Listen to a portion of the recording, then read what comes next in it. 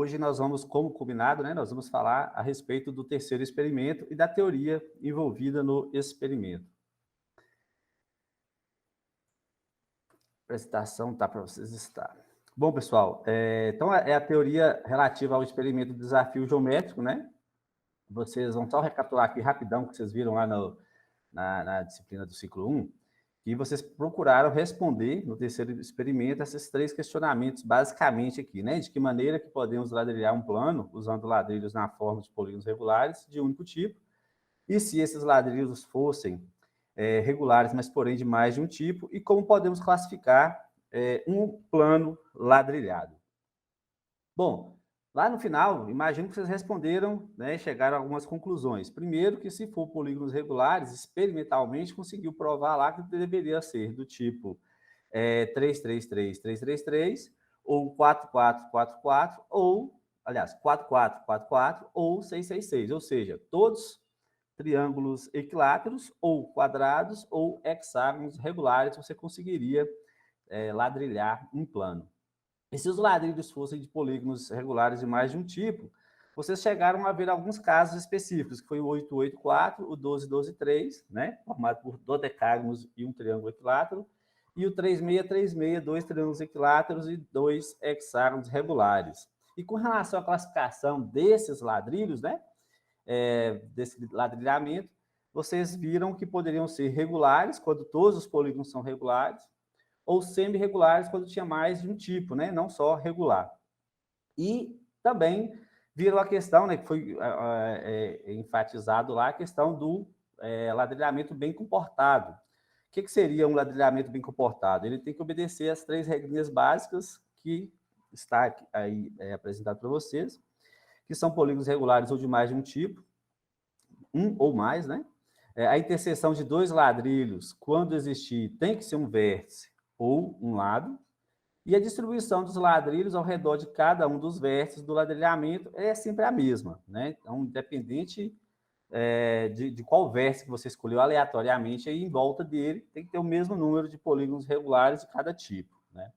E aqui, inclusive vocês chegaram a visualizar alguns, só recapitulando aqui, esse primeiro caso, é um ladrilhamento bem comportado, porque se você escolher qualquer vértice, você consegue verificar que, por exemplo, esse vértice aqui, ó, em volta dele, eu tenho aqui, ó, 6, 6, 6, 6, 4. Se eu pegar um outro polígono lá, eu também vou ter 6, 6, 4, qualquer vértice, né? Qualquer polígono, não, qualquer vértice que eu pegar, eu vou ter uma distribuição 6, 6, 4. Ó, eu peguei esse aqui, 6, 6, 4. Então, independente do vértice que eu escolher, tem uma sequência em volta dele o mesmo padrão, eu vou ter aí um ladrilhamento regular. Ô Priscila, por gentileza, o seu áudio está aberto. Aí nós temos nesse outro caso aqui, ó, se eu pegar um vértice qualquer, por exemplo, eu vou ter aqui um dodecaedro, um quadrado e um hexágono. Posso procurar qualquer vértice aí que eu vou verificar que também vai dar 12, 6, 4. Então, só é um poliedro, é um ladrilhamento bem comportado. Porém, se eu pegar nesse caso, então esse aqui é um ladrilhamento bem comportado, mas porém, esse de baixo, que se eu analisar, apesar de você ver isso aí bem bonitinho e tal, ele não apresenta todas as características, né, todas as regrinhas de um padrão de bom comportamento, de um ladrilhamento de bom comportamento. Por exemplo, se eu pego esse vértice aqui, ó, eu tenho lá 4, 3, 4, 3, 3. No entanto, se eu pego esse vértice que está aqui do lado, são 6, tudo 6 em volta. Então, ele não é um ladrilhamento de bom comportamento. Só um minutinho que saiu aqui da... Bom, tem um artigo, depois vocês vão visualizar lá na minha bibliografia, que ensina, inclusive, você a montar esses ladrilhamentos no GeoGebra. É um artigo da revista do Professor de Matemática, e um dos autores, inclusive, é professor em Salinas, aliás, em Salinas, e o experimento foi feito lá numa escola do estado de Salinas, compensa, até aconselho vocês a dar uma olhadinha. E aí eu até fiz alguns aqui para trazer para vocês, só para recapitular o que vocês viram, né, nos experimentos passados. Então, eu tenho aqui um hexágono, eu posso expandir em volta dele aí, eu posso fazer isso indefinidamente. Então, responde aquela terceira pergunta lá que vocês tiveram lá do ciclo 1. Também, isso mostra mais pelo menos uns 2 aqui, depois vocês vão ter acesso a essa apresentação, vocês podem brincar lá e podem, inclusive, construir os que eu não construí. Eu não tive paciência para fazer todos, mas dá para você brincar lá e visualizar, né? E também fica gravado, vocês com o link, vocês podem mostrar para os seus alunos quando vocês estiverem trabalhando com algum conteúdo do tipo. Acho que o GeoGebra é uma ferramenta fantástica aí para fazer esse trabalho. Depois que a gente precisar para deduzir alguma coisa lá na frente, nós vamos estar voltando aqui nesse arquivo, tá?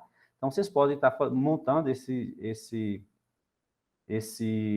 espalhamento aí, né? Esse ladrilhamento, de forma que é nada mais que funções matemáticas que você está usando rotação de uma figura pré-desenhada, né? Aquela figura que eu desenho lá. Quem lê o artigo, com calma, é um artigo bem recente desse ano, 2023, ele mostra a figura inicial que você tem que fazer e depois te dá os comandos para você rotacionar, transladar isso aí de forma que preencha todo o plano. Fica fácil de mostrar para os estudantes, né? Bom, qual que é o nosso objetivo aqui hoje, né? Quais são os novos questionamentos desse ciclo 2, em que nós vamos para a parte teórica? Primeiro, existe relação entre um ladrilhamento bem comportado, os ângulos internos, de um polígono regular? Será que podemos encontrar um limite máximo e mínimo de polígonos regulares ao redor de cada vértice de um ladrilhamento?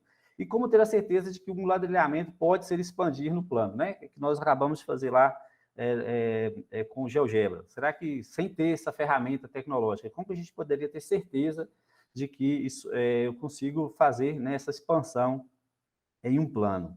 Esse é o nosso objetivo. E para fazer isso, aí que entra a parte da teoria relativa, né, a esse conteúdo, a gente precisa revisitar alguns conceitos, inclusive conceitos bem de início mesmo do estudo de geometria, né, que você trabalha lá no ensino fundamental, e eu acho interessante a gente revisitar, procurar fazer algumas demonstrações. Na aula passada, por exemplo, a gente teve muito questionamento com relação a isso, né, que os nossos alunos, talvez o nível não está permitindo que se faça mais dedução, mas a gente tem que procurar, quem sabe, mesmo que esteja fora do conteúdo que você está trabalhando agora, mas teve que fazer alguma revisão, compensa você fazer pequenas demonstrações para que o aluno comece a entender, né? Porque você dá uma fórmula pronta para ele, talvez ele não tenha o interesse e não adianta. Quando você não tem interesse, por mais simples que seja o conteúdo, se o aluno não tiver interesse, ele não vai aprender nada. Vai decorar alguma coisa ali, vai ter o famoso estudar para a prova, né? Você memoriza ali de um dia por outro, faz a prova, talvez consiga até alguma nota, mas com uma semana já não sabe nada mais do que estudou. Então, a gente precisa revisitar esses conceitos. Eu, inclusive, sugiro muito o uso do GeoGebra. O GeoGebra é uma ferramenta que, colocando quem tiver a opção de ter o laboratório de informática em que tem o software instalado, aliás, nem precisa de software mais, né? Você consegue fazer uma pequena inscrição lá e consegue fazer ele pela internet, você consegue fazer sem precisar baixar o software, mas é interessante demais, porque o aluno ele manipula e ele consegue deduzir algumas coisas por conta própria. E aqui a gente vai revisitar alguns conceitos, né? Primeiro, os conceitos que são chamados axiomas da matemática, né? Você já aceita sem questionamento, você não... É ótimo mesmo, Alexandre. Você não precisa da definição de ponto, de reta, porque já é uma coisa inata, né? A pessoa já entende, fala o ponto e já tem de forma inata aí o que significa. Mas você pode só já complementar que, né, é adimensional, não possui dimensão, não tem como medir o ponto, é representado, né, em qualquer livro que você pegar, seja nacional ou internacional, é geralmente representado por letras maiúsculas do nosso alfabeto. As retas unidimensional, né, geralmente representadas por letras minúsculas no nosso alfabeto. Depois nós vimos para a parte de ângulo. Quando você trabalha do reta lá, você pode trabalhar a parte de segmento, falar de o que é um segmento, o que é uma semi-reta. E aí, depois que você tem essa base, dá o conceito lá de ângulo, né? Uma região delimitada por duas semi-retas de mesma origem. Então, eu tenho aqui duas semi-retas, né, esse ponto aqui, que eu não coloquei o ponto, mas visualizem aí dá para colocar aqui agora, né?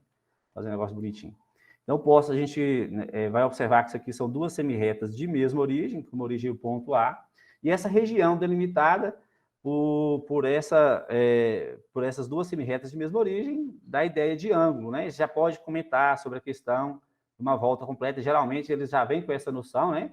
Dos 360 graus, já pode, inclusive, comentar sobre outras unidades de medida de ângulo, né? O grado, 400 graus, o radiano, 2π radiano, mesmo que você não vá trabalhar isso lá no fundamental, só comentar, assim, existem outras unidades de medida, inclusive a unidade padrão de ângulo não é o grau, né? É o radiano, mas vocês virão isso ao longo com o passar do tempo, né?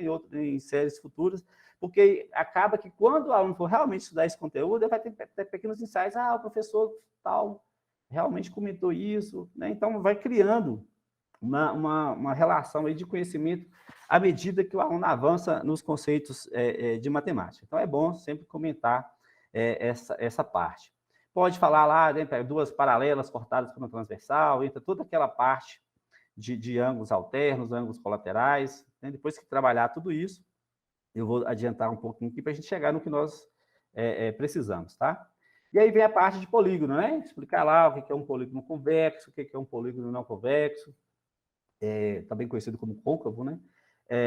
Pode falar das diagonais, se todas as diagonais do polígono estiverem contidas dentro do polígono, ele é convexo, se tiver pelo menos uma diagonal que passa fora lá, ele é não convexo, né? É uma definição que você pode dar, ou pode usar outras definições, se todos os ângulos internos são menores que 180 graus, menor que o ângulo raso, né? Ele é um polígono convexo, e se ele tiver pelo menos um ângulo que é maior que 180 graus, que é esse caso aqui, ó, desse ângulo aqui, se eu colocar meu pincel aqui, ele já vai visualizar que aqui é maior que 180, então por isso que o polígono é não convexo. Então tem definições aí que pode estar explorando junto com o estudante. A classificação dos polígonos, né? O menor polígono tem que ter 3 lados, o triângulo, ele pode induzir o aluno a perceber que tem que ter pelo menos 3 lados para fechar uma poligonal. Aí triângulo, quadrilátero, pentágono, hexágono, e depois dá as devidas nomenclaturas.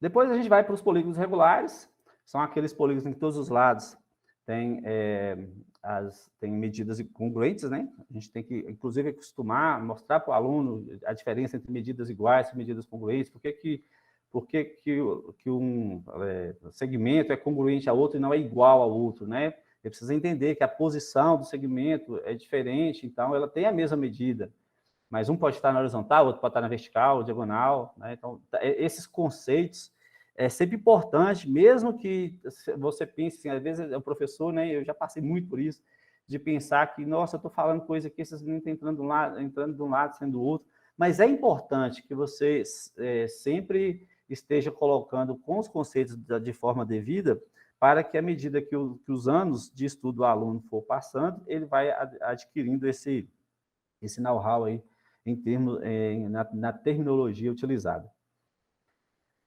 A soma dos ângulos internos do polígono, né? Aqui, eu lembro que eu fiz uma prova para entrar numa escola pública, né, que tinha processo de seleção lá em Contagem, e tinha que fazer uma prova, né? E tinha questão lá que cobrava a soma dos ângulos internos. Isso era uma prova para entrar no ensino médio. Então, eu terminei o ensino fundamental sem saber que a soma dos ângulos internos de um triângulo é 180 graus. Né? Olha só, que às vezes a gente questiona, mas como é que o aluno termina o ensino fundamental sem saber? Então, né, eu tive bons professores, mas também sempre há aquelas falhas. Às vezes não teve, né, não trabalhou de forma 100% adequada ali, a ponto de ter essa noção.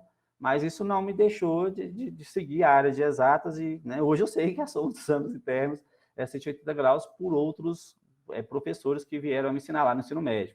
Então, é importante que o professor, ele está trabalhando com esse conteúdo, ele demonstre isso, não custa nada, você pode fazer uma experiência com o aluno de maneira até prática mesmo lá, ó, pega um triângulo qualquer, vou pegar o pontinho aqui, pega o ponto médio lá desses lados do triângulo, ó, coloca um dos lados como sendo a base, divide esse triângulo lá no meio, ó, vai ficar retinho aqui não, eu apanho dessa caneta, e depois eu traço, baseado nesse traço uma perpendicular aqui, traço uma perpendicular aqui e vou dobrar, né? Onde que eu fiz essa linha pontilhada de azul, eu faço uma dobra. Esse vértice C, ele vai vir parar aqui, ó. O vértice A vai vir parar aqui também, e o vértice B vai vir parar aqui também. Então, eu vou conseguir, quando eu fizer essa dobra, eu vou mostrar para o aluno, já vai conseguir enxergar que isso aqui é o ângulo beta. Quando eu fizer essa dobra aqui, ó, ele já vai enxergar que isso aqui é o ângulo alfa, e quando fizer a dobra lá de cima, ele vai enxergar que isso aqui é o ângulo gama, né? Então, ele já vai conseguir visualizar que o alfa mais o beta mais o gama formou um ângulo raso, ou seja, a soma dos ângulos internos de um triângulo é 180 graus. Então, ele pode fazer isso ali na hora. Ó, tira um pedaço de folha de papel e faz um triângulo para a gente. Ensina ele a fazer essas dobraduras. Então, com dobradura, ele já vai conseguir deduzir, chegar na soma, que a soma dos ângulos internos de um triângulo qualquer vale 180 graus. Depois você pode ir para uma situação mais elaborada, né, traçar as retas suporte do triângulo, traçar uma paralela a um dos lados, né, melhor aquele que você pôs como base.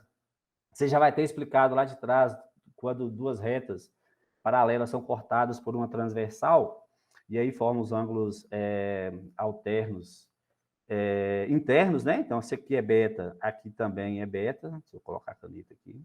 Aqui também é beta, esse aqui é alfa, este aqui também é alfa. Você chega no mesmo raciocínio que alfa mais beta mais gama vale 180 graus. Então, você consegue deduzir para o aluno, né? São deduções simples e que talvez possa motivar o aluno a fazer esse trabalho.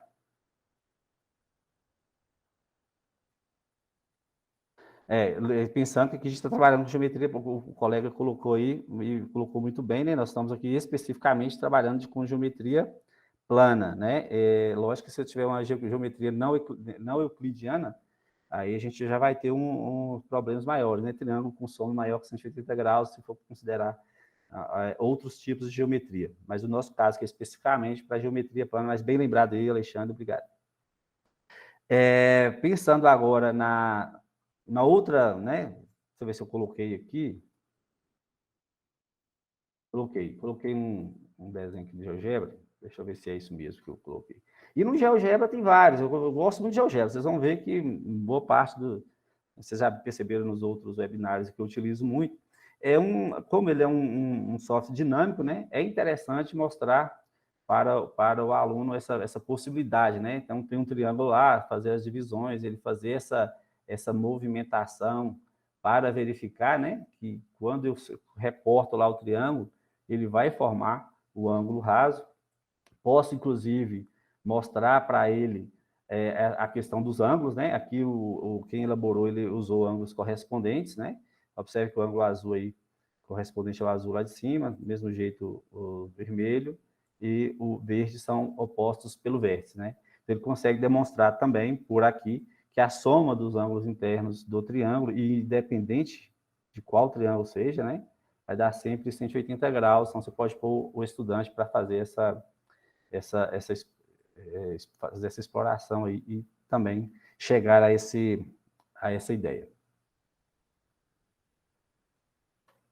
Bom, agora que nós já sabemos que a soma dos ângulos internos de um triângulo é 180 graus, pensando num triângulo, num polígono qualquer, você começa aí com um quadrilátero, põe o estudante mesmo para tentar descobrir, vamos raciocinar aí, pensa em dividir isso aí, já que você sabe que a soma dos ângulos internos de um triângulo é 180, pensa nas demais situações aí, né? Então, no caso do quadrilátero, ele vai visualizar lá que o quadrilátero, ele nada mais é que pode ser dividido em dois triângulos, então 180 graus mais 180 graus dá 360, vou até criar uma tabelinha aqui, ó, soma dos ângulos internos. Então, se for um triângulo, eu já sei que dá uma vezes 180 graus. Pensando agora no quadrilátero, eu vou ter dois triângulos, né? 2 vezes 180 graus, e assim eu continuo, né? 180 aqui, 180 aqui, 180 aqui. Então, o pentágono quando eu tenho um pentágono, eu posso dividir em 3 triângulos, consequentemente, 3 vezes 180 graus, e vou chegando nos valores. O 6 vai dar 4 triângulos, 4 vezes 180, e o aluno vai conseguir fazer essa, questionando para ele provavelmente vai deduzir que com 3 eu multipliquei, eu fiz uma vez 180, o 4 eu fiz 2 vezes 180, vai tentar achar, vai colocá-lo, né, induzi-lo a achar esse padrão aqui, e ele vai chegar, né, com certeza ele chega na fórmula da soma dos ângulos internos de um polígono qualquer. E não está funcionando aqui, deixa eu conseguir, achei. Ou seja, a soma dos ângulos internos de um polígono qualquer, n menos 2 vezes 180 graus. Pensando no ângulo externo, né, o ângulo externo vai explicar para ele o que seria o ângulo externo, né, vai prolongar um lado, esse ângulo que... ele nada mais é que o suplemento do ângulo interno, né? Então, se eu tenho aqui um ângulo interno, que eu vou chamar aqui de I, esse aqui é o ângulo E, algumas coisas a gente já pode, de cara, perceber aí que o I mais o E vale 180 graus, é um ângulo raso, né? Então, eles são suplementares. Posso pensar também na dedução aí de como seria a soma dos ângulos externos. Posso pensar da seguinte maneira, olha só, eu quero a soma dos ângulos, eu quero saber quanto que vale a soma dos ângulos externos. Eu posso raciocinar da seguinte maneira, eu sei que o I mais o E, o ângulo interno mais o ângulo externo, dá 180 graus. Então, se eu pegar a soma dos ângulos internos com a soma dos ângulos externos, eu vou ter um total de 180 graus vezes N, porque eu vou ter N lados no polígono, né? Cada ângulo interno mais ângulo externo dá 180, então, se eu somar, eu terei 180N. Como nós já sabemos, já vimos lá anteriormente a soma dos ângulos internos, que é N menos 2 vezes 180, mais o SE, é igual a 180N, eu consigo, né, fazendo a simples continha aqui, 180N menos 360 graus, mais SE é igual a 180N, posso cancelar, né, fazer uma subtração aí de ambos os lados de 180N, e isolando o SE, eu chego que SE é 360 graus. Então, você chega para o aluno e já fala, a soma dos ângulos externos de qualquer polígono vale 360 graus. De onde você tirou isso, professor? É a volta completa lá. Geralmente, às vezes, quando não tá difícil, a turma complicada, a gente acaba não deduzindo, mas é sempre importante que você faça a dedução, mostre para o aluno de onde veio. E aqui tem uma coisa interessante, né? Então, se o polígono ele for regular, então, para polígono regular, então você basta pegar o 360 e dividir pelo número de lados. Então, você já vai ter aí uma facilidade para achar o ângulo externo, que automaticamente te permite calcular o ângulo interno, porque basta achar o suplemento, né? Então, tem aí soma dos ângulos externos 360 e o ângulo externo 360 por N, caso o polígono ele, seja regular.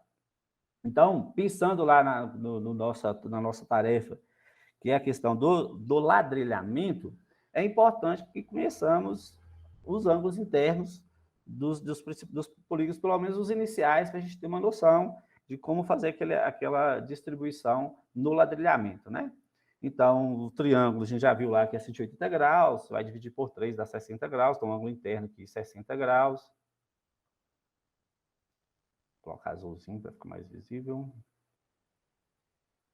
Então, o ângulo interno 60 graus, o quadrado está fácil, que é tudo ângulo reto, né? Então, 90 graus. Do pentágono, professor, o pentágono tem que usar aquela fórmula grande lá. Nós já vimos a fórmula do ângulo externo, então fica fácil lá, ó. Pega lá o ângulo externo, basta fazer 360 dividido por 5, você vai achar 72 graus, e aí fica fácil, pega o suplemento, já vai achar que aqui é 108 graus, né? E assim sucessivamente, você consegue chegar no ângulo interno com facilidade de qualquer polígono.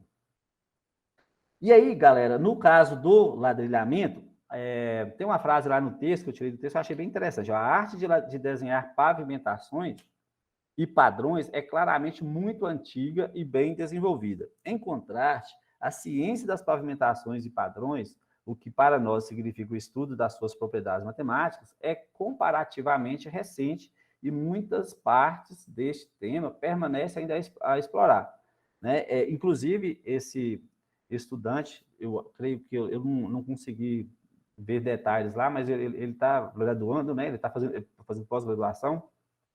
O tema dele foi justamente sobre ladrilhamento, né?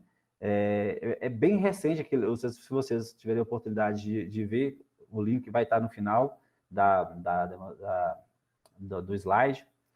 Esse artigo que eles publicaram ficou muito bacana, compensa aí vocês darem uma olhada. É bem recente o estudo com relação a esses padrões. Então, qual é a relação das condições de bom comportamento com os ângulos internos estudados até agora? Então, agora que a gente viu algumas questões sobre os ângulos internos, a gente pode fazer algumas análises. Para começar, se o menor polígono é o triângulo e ele tem 60 graus, se eu pensar na volta completa, né, 360 graus, dividido por 60, eu vou ter um valor 6 aí. Então, no máximo que eu posso ter, em termos de polígonos em volta do vértice, para eu fazer meu ladrilhamento, é 6. E fica meio claro para nós, então. Aliás, o maior, vamos já pensar no maior aí, se a gente pensar lá nos polígonos, vou voltar nele lá. Aqui tem 108 graus, aqui eu vou ter 120 graus, né, que é o hexágono regular, 120 graus. Aqui, eu nem sei quanto é que vai dar, aqui não vai dar um número inteiro, né? Fazer a continha rapidinho para a gente aqui. Se eu pegar lá o 360 e dividir por 7, eu vou ter lá 51, subtraindo 180, eu vou ter um ângulo aqui de pouco mais de 128 graus, ó. 128,57 graus. Então, se a gente for raciocinar, se eu colocasse 3 desse aqui, 3 vezes 128 já passa de 360, né? Então, eu tenho um limite. Para eu pensar em poliedros com o mesmo, que tem a mesma quantidade de lados, poliedro regular com a mesma quantidade de lados, eu vou ter um mínimo de 6, um máximo de 6 triângulos equiláteros e um mínimo de 3 hexágonos regulares para dar os 360. Então, eu fico limitado para fazer esse estudo dentro desses casos aqui, ó, que seria, que eu chamei, nós chamamos, os autores, né, chamam de KLM, KLMN, KLMNPQ e KLMNP, KLMNP e KLMNPQ. Ou seja, no mínimo de 3 e o máximo de 6. Esse máximo, ele já vem de graça para a gente, porque se eu tiver um poliedro do tipo 6, obrigatoriamente, né, 360 por 6 dá 60 graus, tem que ser tudo triângulo equilátero, que é esse ladrilhamento que a gente viu lá no início. Inclusive, foi feito também no experimento lá da disciplina do ciclo 1. Já do tipo KL e M, a gente vai pelas beiradas aqui, tá? A gente foi lá no máximo, agora vai no mínimo. Pensando no KLM, o autor, para resolver esse problema do KLM, o que ele pensou? Eu vou considerar as seguintes situações. Quando K, L ou M é ímpar, então pelo menos um deles é ímpar, ou quando tudo é par. Pensando nesse primeiro caso, de um deles ser ímpar, a gente começa pelo menor deles, né? Que é o 3. Então, vou considerar aqui um ladrilhamento com um triângulo. Então, eu vou ter aqui, foi desenhado aqui 2 triângulos, e vai pensar aqui na volta, né? De cada um desses vértices. Então, se aqui for M, o outro lá vai ser L, e aí eu chego na seguinte situação, do lado de cá vai ter que ser L também, né? Porque seria 3ML. Lá vai ter que ser L3, seria M, só que como aqui já é M, tem que ser L também. Então, nessa situação, quando eu tenho K igual a 3, obrigatoriamente o L e o M têm que ser iguais. E aí fica fácil você fazer algumas deduções. Se eu tenho que o K é 3, ou seja, um triângulo equilátero, eu vou ter que o ângulo é de 60 graus, consequentemente, eu vou ter aqui uma situação em que 60 graus, que a gente já sabe, mais o ângulo, vou chamar aqui de alfa, o alfa do polígono de L lados, mais o alfa do polígono de M lados, vai gerar tem que dar um total aí, que é a volta completa, 360 graus. Então, automaticamente, alfa L mais alfa M tem que dar 360, tira 60, dá 300 graus, e nós, analisando os vértices dos triângulos, para respeitar a regra de bom comportamento, ele tem que ser igual. Consequentemente, alfa L é igual a alfa M, que vale, né, 360 dividido por 2, 150 graus.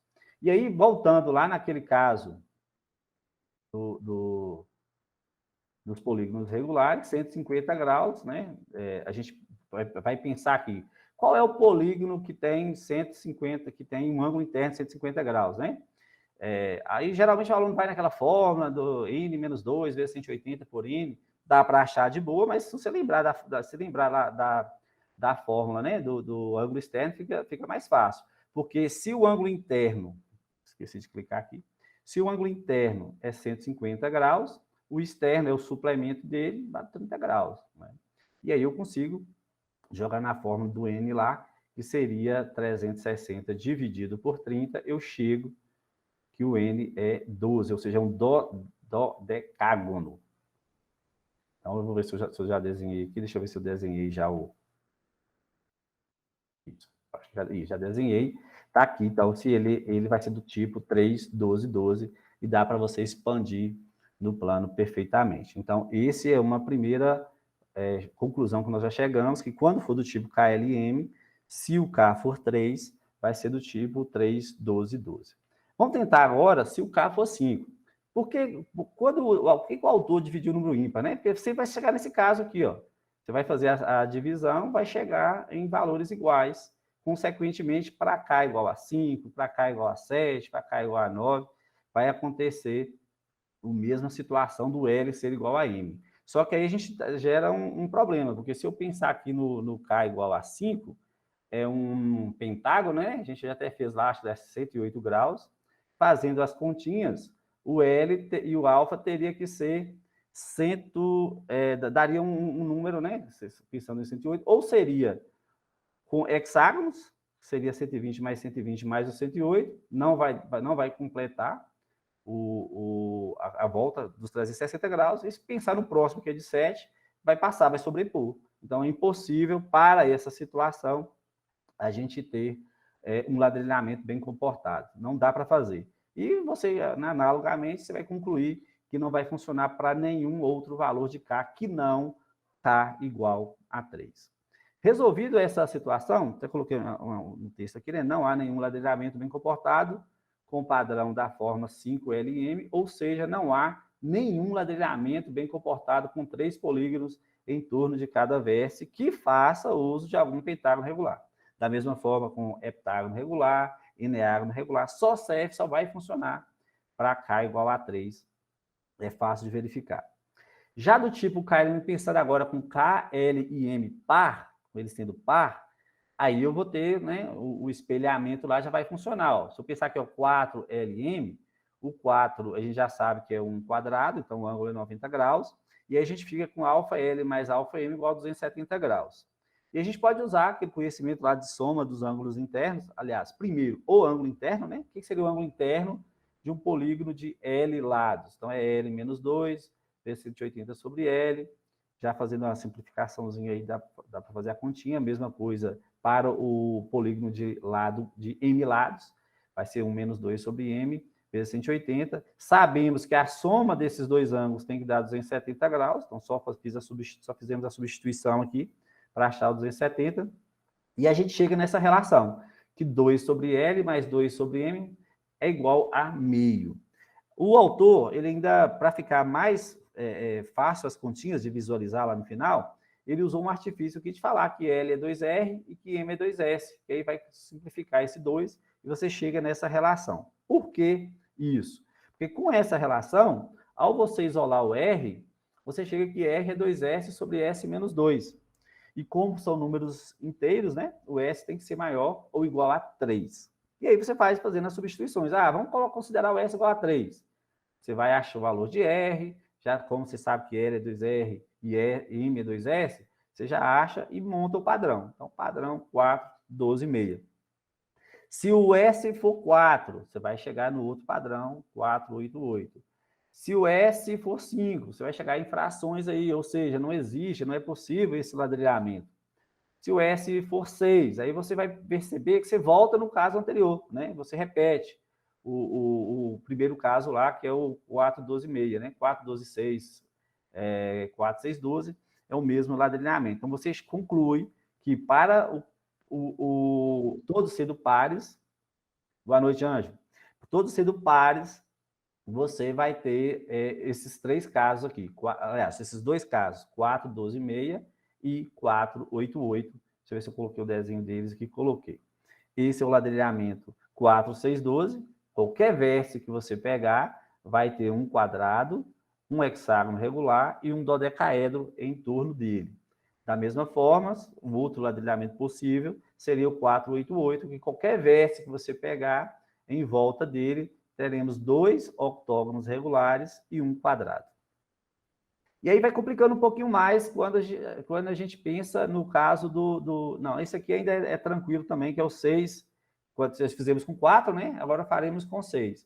Com 6 LM, você vai fazer analogamente o mesmo raciocínio lá, com as mesmas continhas, você vai chegar nos valores de S e R lá, você vai perceber que dá para formar mais esses três não, mais dois ladrilhamentos, que é o 6, 12, 4, um hexágono, um dodecaedro e um quadrado, e todos os três hexágonos.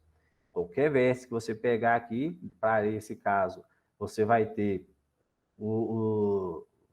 você vai ter os seis, você vai ter o hexágono, né? Qualquer vértice que eu pegar, tem um hexágono, quadrado e dodecaedro.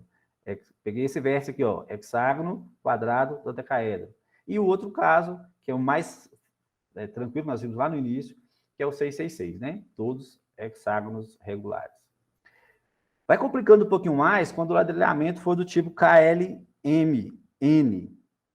que é o caso, você vai fazer primeiro pensando quando tem triângulos equiláteros e sem triângulos equiláteros. Então, pensando inicialmente com triângulos equiláteros, faço aquele desenho, faço a análise sobre a sequência dos lados, a gente vai verificar de cara aí que o L é igual ao N, e aí você gera as possibilidades. Quais são as possibilidades?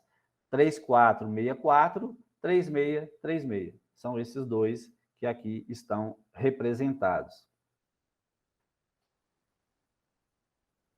E pode ter aquela situação em que todos são iguais a 4. Né? Se todos forem... Fiz o caso para cá igual a 3, e o máximo que eu posso ter para tudo igual a 4, porque 4 vezes 90, né, fecha os 360 graus, né, a famosa malha quadriculada aí. E do tipo KLMNP, primeira observação que você tem que chegar para os alunos é que tem que ter triângulos equiláteros, né? Porque se a gente for pensar, se a gente raciocinar aí 4 quadrados, já dá os 360. Então, se eu coloco menos de 2 triângulos, vamos raciocinar juntos aqui, ó. Coloquei um triângulo só, 30 graus. Desenho, tá aqui. Se eu pego lá, só coloquei um triângulo, 30 graus. Eu vou ter mais alfa L, mais alfa M, mais alfa N, mais alfa P. Vamos raciocinar. Se só tem um triângulo, esses 4 aqui tem que ser no mínimo um quadrado. Só que 4 vezes 90 já deu 360. Então, esse 30 estaria, né, se sobrepondo. Então, obrigatoriamente, do tipo KLMNPQ, tem que ter pelo menos dois triângulos equiláteros. E você vai ver que, à medida que você for fazendo a análise, vai dar até mais do que 3, né? Então, fazendo a análise, faz os desenhos, faz a separação dos polígonos, você vai chegar à conclusão que L também tem que ser igual a N na distribuição, e aí você vai chegar nos seguintes casos. Se um ladrilhamento tem um padrão 3L, MNL, ele deverá ter um dos dois padrões, ou 33 MN3, ou 3L, 33L. Ou seja, obrigatoriamente tem que ter 3 triângulos equiláteros, senão não fecha. E aí você chega nos casos finais aí dos 3 ladrilhamentos que a gente acabou de visualizar. Ou é o 33443, ou é o 34334, ou é o 33363. Inclusive, pessoal, esse aqui, a gente pode ser que algum colega aí mais observador deve ter percebido que no material tá um desenho errado dele lá. Eu ia até copiar do material para colocar aqui, mas eu tive que montar esse aqui, porque lá tem um erro, né? Lá tem no material ele colocou os hexágonos, distribuiu os hexágonos de maneira errada e apareceu um vértice lá que tem 6 triângulos em volta, né? Então deixa de ser um ladrilhamento bem comportado, mas é um erro aí de representação. Para fechar, então, resumindo, nós temos os seguintes casos a seguinte classificação para ladrilhamento bem comportado. Ou ele é do tipo KLM, e nesse tipo KLMN, ele pode ser regular, com todos os hexágonos regulares, ou pode ser semi-regular, que eu vou ter o 31212, 488 e 4612. Se ele for do tipo KLMN, ele pode ser regular, que é o caso de todos os quadrados, né? A malha quadriculada. E você pode ter o semi-regular, que é o 3636 e 3464. Do tipo KLMNP, que geralmente vai dar um pouquinho mais de trabalho para o aluno chegar a essa conclusão, né? Vai ser esses 3 casos aí, 33363, 33443 e 34334. E do tipo KLMNPQ só pode ser o regular, que é com todos triângulos equiláteros. Mas, no final das contas, é importante saber, né? A gente agora tem esse conhecimento na hora de for trabalhar com os estudantes, para já, né, quando ele estiver fazendo os testes lá experimentalmente, que no máximo ele pode chegar a 11 ladrilhamentos bem comportados. No mais, eu vou passar para vocês aqui quais são as referências. Eu repito, né, reforço aí para vocês darem uma olhadinha nesse artigo. Deixa eu ver se dá para abrir ele aqui. Esse artigo é de um estudante, de um professor lá de Salinas, né? Saiu na revista do professor de matemática. E ele fez esse experimento, né, lá em Salinas, que é uma cidade da nossa atuação do IFNMG Norte de Minas, né? E tem um tratamento muito bacana aqui. Fica a dica aí para quem quiser conhecer um pouco mais sobre ladrilhamento. Bom, pessoal, aí como nós sempre fazemos, né? Nós vamos deixar agora para as dúvidas. Eu fico aberto aí para ouvir as dúvidas de vocês, caso tenha, e algumas discussões que a gente pode trocar ideia aqui. Antes, só relembrando aqui uma situação, tem o fórum da semana passada, que está vencendo hoje, né?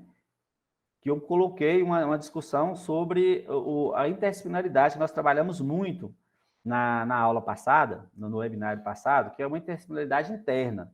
É você procurar relacionar os conteúdos dentro da própria matemática, né? Para você não trabalhar um conteúdo agora, e aí morreu aquele conteúdo, você já vai para um outro conteúdo completamente diferente, como se aqueles conteúdos não tivessem uma relação um com o outro, né? E eu estava lendo alguns comentários lá no fórum, inclusive, parabéns aí, muitos estão realmente fazendo excelentes comentários, essa troca de experiência ela é extremamente valorosa para a gente, mas às vezes empolga, né, no que está falando e esquece de responder, e tem um barema, né, tem uma forma, como que a Denise, né, que é a tutora que vai fazer a correção, ela vai seguir aquelas instruções. Então, procurem fazer os comentários, mas não esquecer de comentar os pontos que são necessários para que vocês, né, fiquem com a total da nota, tá bom? Pessoal, alguma dúvida, alguma colocação, algum questionamento? Estou à disposição. Pois não, Viviane, pode falar.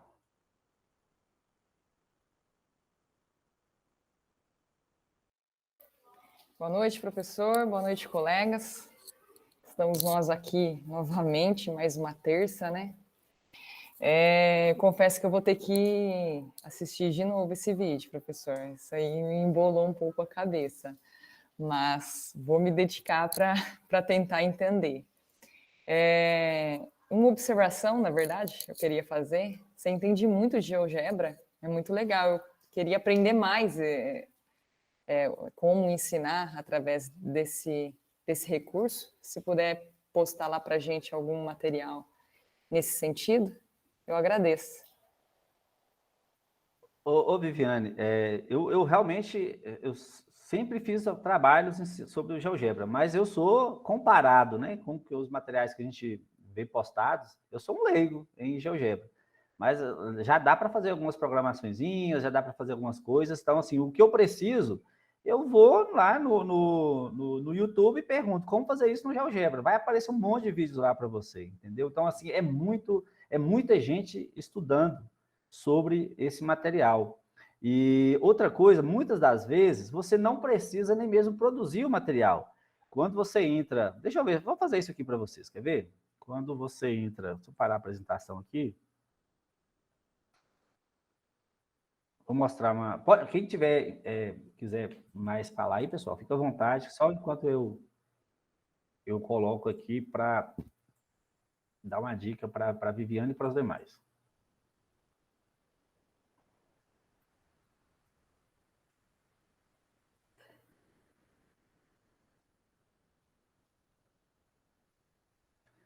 Dava para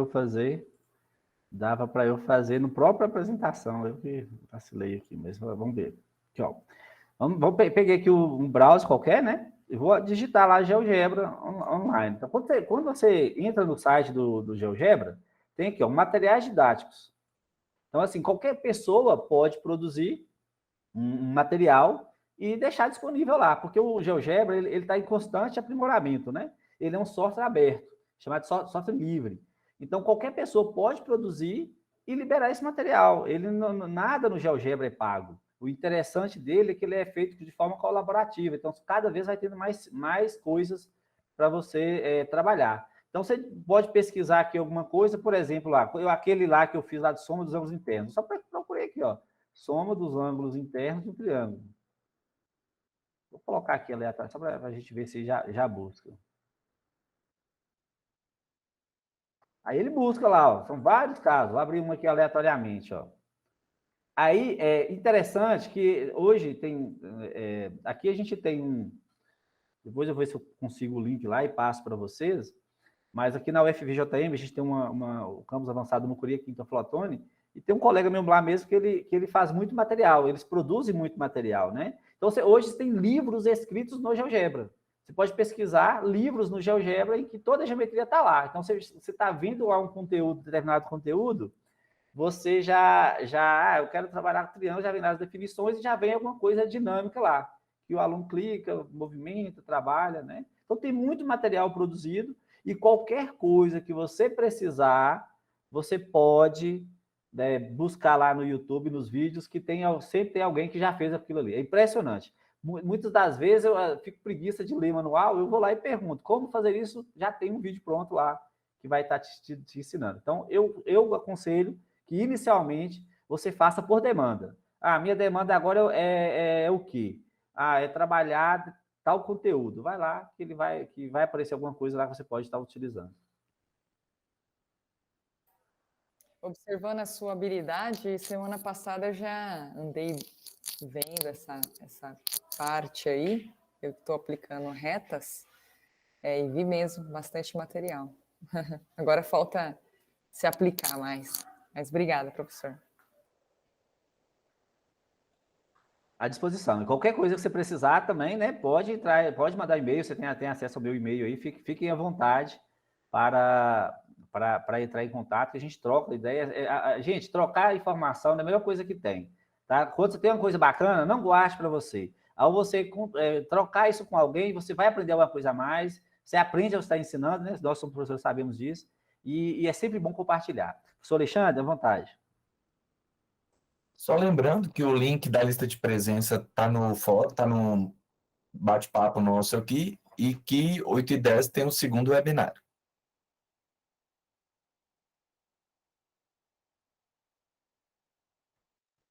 Intrometendo um pouquinho, Júnior, do que você comentou, eu até prefiro, quando eu vou mexer no GeoGebra, procurar vídeo do que procurar manual de orientação, porque é muito mais fácil você ver o vídeo do que você ficar lendo todo o material, né? Que às vezes nem é o que você precisa. Não, e sem falar que o pessoal que produz material, quem elaborou as ferramentas não sabe o poder que a ferramenta tem, né? Muitas das vezes. Então, no manual não vai estar. Não vai constar tudo que aquela ferramenta é capaz de fazer. Consta o básico. e aí cabe, né, a criatividade dos elaboradores de material explorar aquelas ferramentas ao máximo. O meu trabalho de mestrado foi justamente sobre funções trigonométricas no GeoGebra, que eu produzi. Aí, hoje, na época, não tinha, né? Assim, se pesquisava, você não achava nada sobre isso. Hoje, você abre qualquer...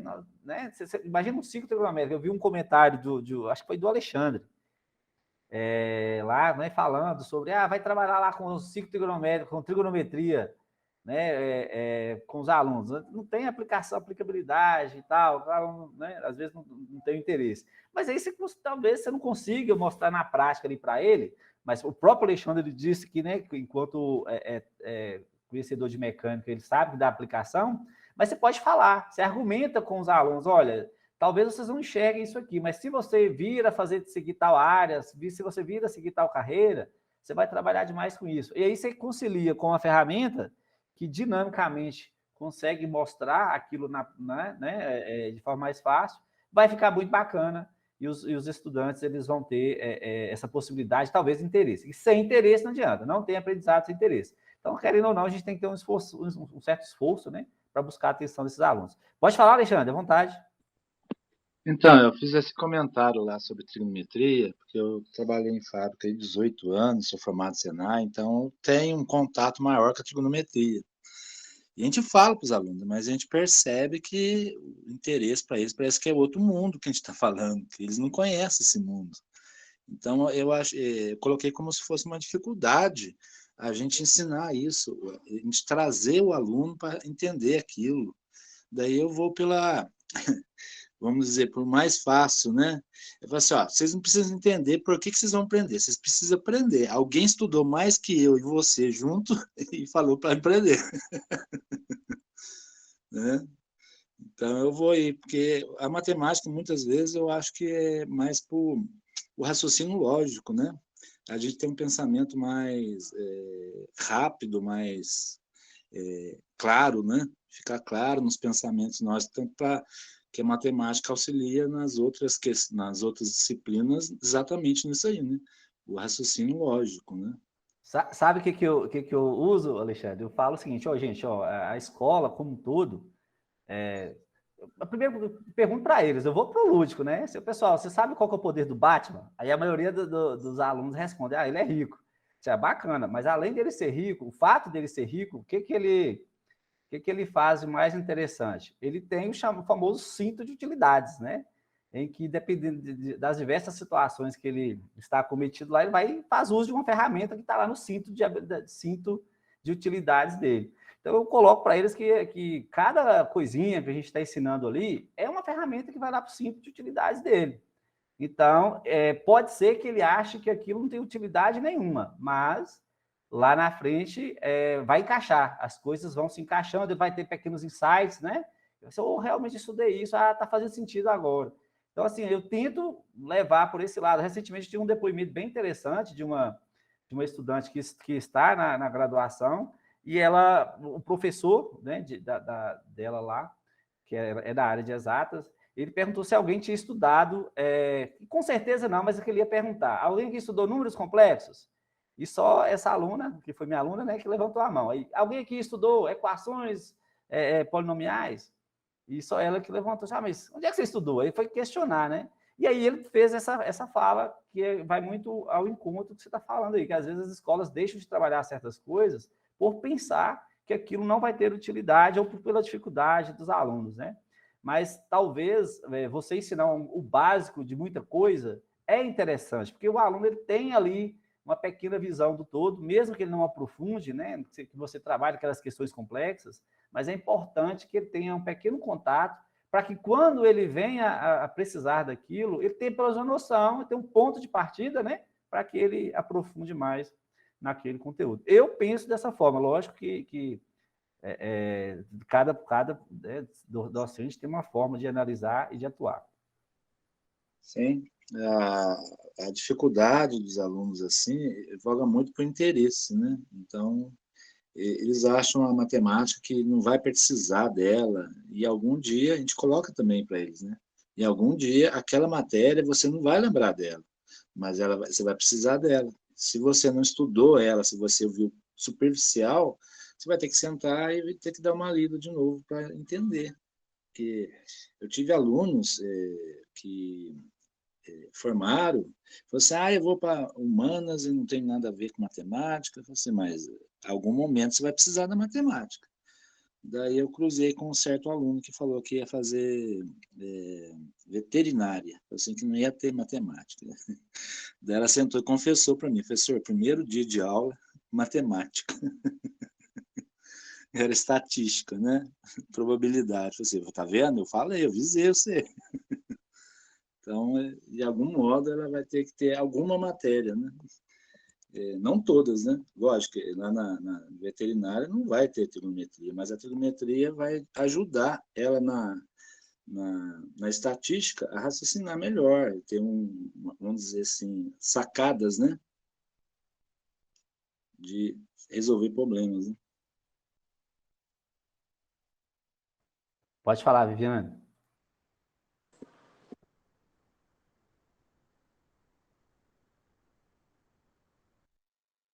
Viviane? Tá. Tá ouvindo?